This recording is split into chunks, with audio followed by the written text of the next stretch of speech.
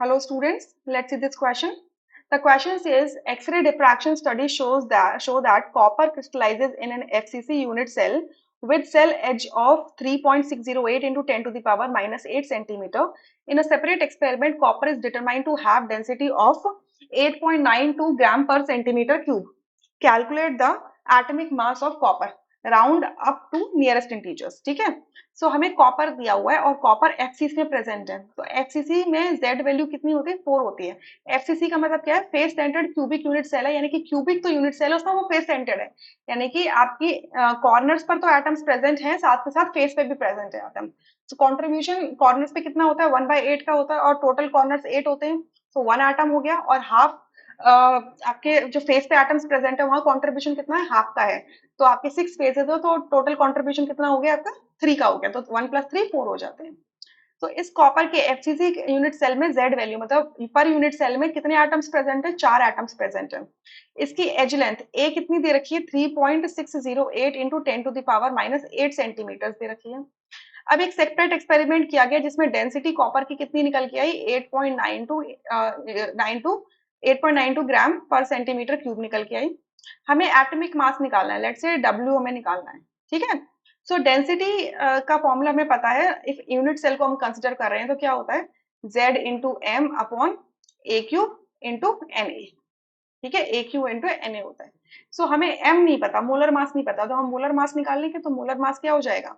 Density multiply a cube multiply N A upon Z. N A क्या होता है? Avogadro constant. सो बस values put कर दो. डी की वैल्यू क्या है? 8.92 ग्राम पर सेंटीमीटर क्यूब. ए क्यूब मतलब इसकी जो एज लेंथ है इसकी वैल्यू, थोड़ा सा मैं स्पेस लेके यहाँ पे कर लेती हूँ जिससे कि लिख सको एक साथ ही. मैं इसको m इज इक्वल्स टू इधर लिख लेती हूँ. ठीक है, डी की वैल्यू 8.92 इंटू 92 ग्राम पर सेंटीमीटर क्यूब. ठीक है, ए क्यूब हो जाएगा. ए की वैल्यू गिवन है तो ए क्यूब कितना हो जाएगा? 3.608 into 10 to the power minus 8 का क्यूब, और ये सेंटीमीटर क्यूब हो जाएगा. ठीक है, और एन ए की वैल्यू कितनी होती है? 6.02 6.022 इंटू 10 टू द पावर 23 पर मोल होती है. ठीक है, अच्छा इसको z से डिवाइड करेंगे, दैट इज 4 से डिवाइड करेंगे. तो बस अब क्या करना है? इसको सॉल्व कर लेना है. इसको सॉल्व करते हैं. Let's solve this thing. अब देखो, ये जो 10 की पावर माइनस 8 है इसका क्यूब करेंगे तो क्या हो जाएगा? 10 की पावर माइनस 24. और ये क्या? 10 की पावर 23. तो आपका क्या बच जाएगा? 8.92 मल्टीप्लाई 3.608 का क्यूब मल्टीप्लाई 6.022. ठीक है, एंड ये बचेगा 10 की पावर माइनस 1 डिवाइडेड बाय 4. 10 की पावर माइनस 1 को मैं हटा के नीचे 10 की पावर 1 लिख सकती हूँ, डिनोमिनेटर में आ जाएगा ना. और 10 की पावर 1 मतलब 10, 10 मल्टीप्लाई 4 इज 40. ठीक है, सो आप इसको बस क्या कर लो? अब सॉल्व कर लो. सो मैं इसको सॉल्व कर रही हूँ. 3.608 का क्या किया? क्यूब किया. उसमें आपने क्या किया? 8.92 मल्टीप्लाई किया एंड देन 6.02 मल्टीप्लाई किया और इसको डिवाइड कर दिया आपने 40 से. मैं 40 से क्यों कर रही हूँ? क्योंकि ये जब चीज नीचे आ जाएगी तो 40 बन जाएगी ना. 4 मल्टीप्लाई 10. ठीक है, तो ये आता है हमारा 63.07 ग्राम आ जाएगा. देखो कैसे आएगा? सेंटीमीटर क्यूब से सेंटीमीटर क्यूब पर सेंटीमीटर क्यूब कैंसिल, क्या बचेगा? ग्राम पर मोल बचेगा. मतलब ये आ गया आपके 1 मोल कॉपर एटम्स होंगे तब जाके उसमें इतना मास आएगा. हमसे एटॉमिक मास पूछा, मतलब एक एटम का मास पूछा हुआ है. ठीक है, तो एक एटम का मास पूछा हुआ है तो मैं क्या करूंगी? इसको डिवाइड कर दूंगी.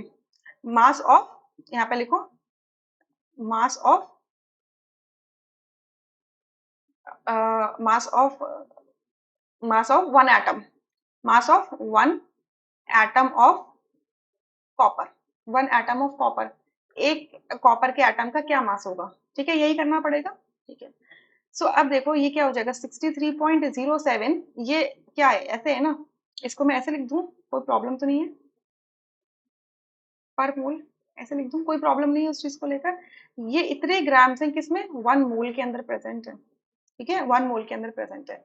अब देखो कि मुझे एक एटम का मास बताने हैं, तो हम जनरली एएमयू में बताते हैं. क्लियर, हम एएमयू में बताते हैं. सो हमें क्या पता है? मैं यहाँ लिख रही हूँ कि 1 एएमयू क्या होता है? 1.677 into 10 to the power minus 24 gram होता है. ठीक है। आप इसको और एक्यूरेट अगर हम लिख दें तो ये 1 पॉइंट आप 1.66 इसको कर दो, 1.66 कर दो, 1.67 मत करो, 1.66 कर दो, ठीक है। ये होता है, ठीक है, 1 AMU का मतलब ये होता है। अच्छा, आप इसको अगर दूसरे तरीके से लिखना चाहते हो तो ये 1/6.022 इंटू 10⁻23 होता है, ये भी होता है, ठीक है। आप ये कैसे होगा, अगर आप इसको पावर को क्या कर दो, नीचे ले जाओ, फिर डिवाइड कर दो, तो यही निकल के आएगा, एक्चुअल में यही निकल के आएगा। सो इतने ग्राम्स होते हैं। सो 1 ग्राम की क्या वैल्यू हो गई आपकी, 1 मल्टीप्लाई 6.022 इंटू 10⁻23 AMU, यही हो जाएगी।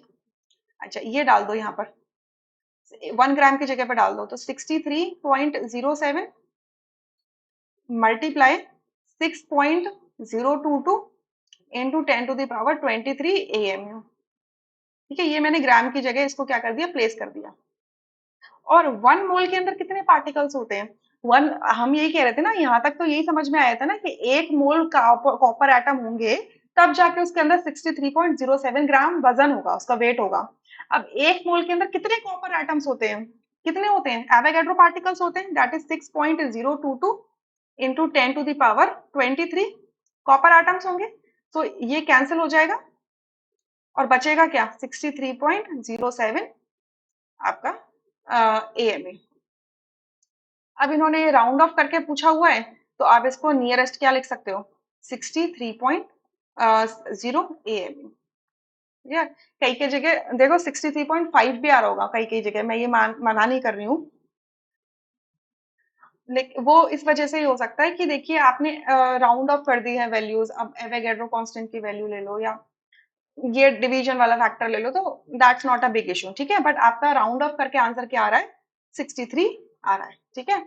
I hope you understood this conversion factor, और ये AMU वाला रिलेशनशिप भी पता चल गया होगा। अगर आप इसको ऐसे करोगे, ये मैंने इसको ऐसे लिख दिया है दैट की 1 AMU 1.66 इंटू 10⁻⁻24 ग्राम होता है, इसको मैंने 1/6.022 इंटू 10⁻23 करा है। आप ऐसे भी कर सकते हो, मैं आपको बता देती हूँ कैसे करना है, कि आप ये है 1.66 इंटू 10⁻⁻24 है ना, तो उसको डिनोमिनेटर में ले जाओगे तो 10⁻24 हो जाएगा ना।